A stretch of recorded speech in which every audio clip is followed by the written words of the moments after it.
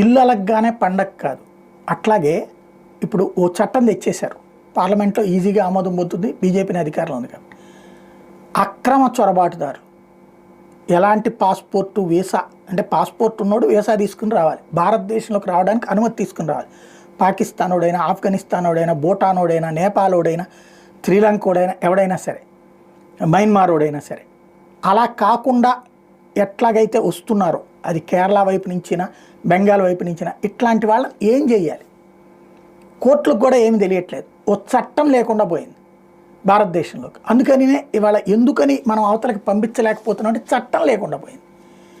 Deportation చెయ్యాలి అంటే ముందు వాళ్ళని శిక్షిస్తాం అని చెప్పాలి, పంపించాలి. ఇప్పుడు తాజాగా మోడీ సర్కార్ ఓ బిల్లును తీసుకొచ్చింది. దాని ప్రకారం ఎవరైతే అక్రమ చొరబాటుదారులు ఉంటారో వాళ్ళకి 7 సంవత్సరాల జైలు శిక్షతో పాటుగా పెనాల్టీ ప్రకటించారు, 5 లక్షల